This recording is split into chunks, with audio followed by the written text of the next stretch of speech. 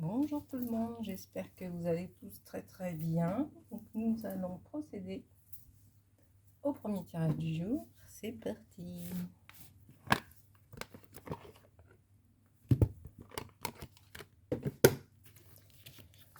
Alors voici donc le livret avec la carte, la désignation,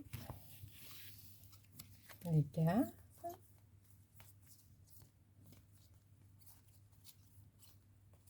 Je regarde, c'est des cartes qu'on n'a jamais eues. L'enfant ci, la femme, le 10.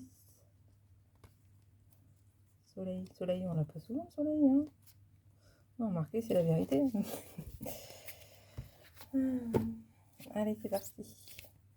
Donc c'est un tirage que je fais pour vous et pas pour moi. Il vous faut vous poser une question, choisir l'une des trois cartes et j'espère que ça répondra à votre question ou à votre tendance du jour. On ne sait pas. Check. Carte numéro 1, carte numéro 2 et carte numéro 3. Tiens, j'ai la 3 qui vient. C'est là qui vient avec.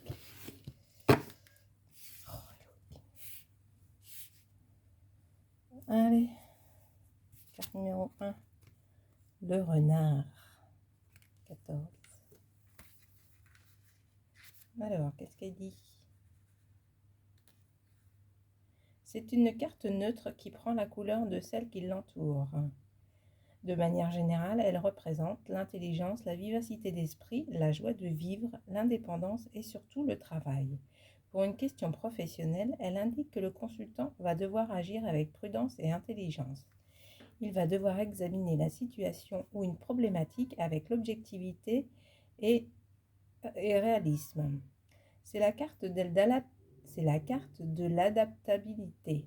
Sur le plan sentimental, elle représente la complicité, la réciprocité des sentiments. La lame du renard est la carte par excellence de la famille. Dans un contexte négatif, elle représente la fausseté, la dioptrie, l'escroquerie, le vol ou encore la mauvaise réputation. J'ai de la colle sur les doigts.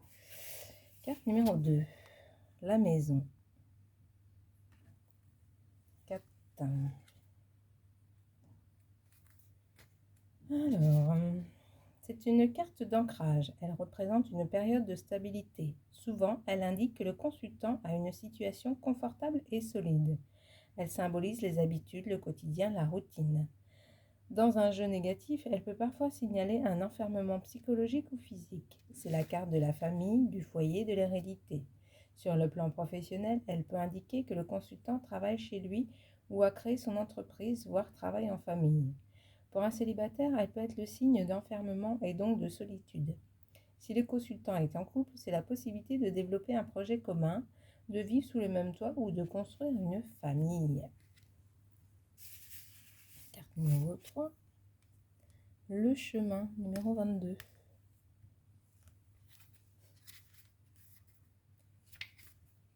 Alors, quel que soit le domaine, sentimental, professionnel, dans un premier temps, cette carte évoque toujours une idée de doute, d'interrogation.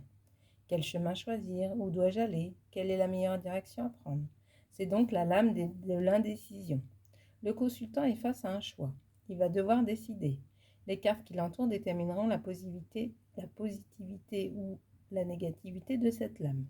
Dans certains cas, le chemin peut représenter l'arrivée d'un carrefour et donc d'un changement de route.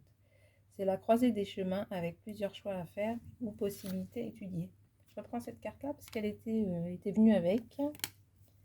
Du coup, on va voir ce que ça nous dit, les petits osios avec 12.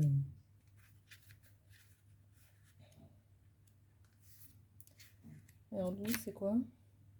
C'est une carte positive. Elle est le symbole de la communication, des rencontres, des sorties. Lorsqu'elle apparaît dans un tirage, elle signale que le consultant se situe dans une période propice aux invitations, aux échanges. Donc ça veut dire que la 22, c'est une carte tendance positive. Et ça disait quoi en positif? Je me rappelle déjà plus.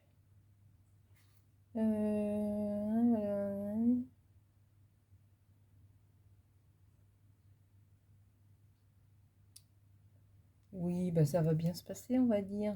Hein. Voilà, j'ai fini le premier tirage. Je vous souhaite une belle journée. Je vous dis à bientôt. Salut, salut!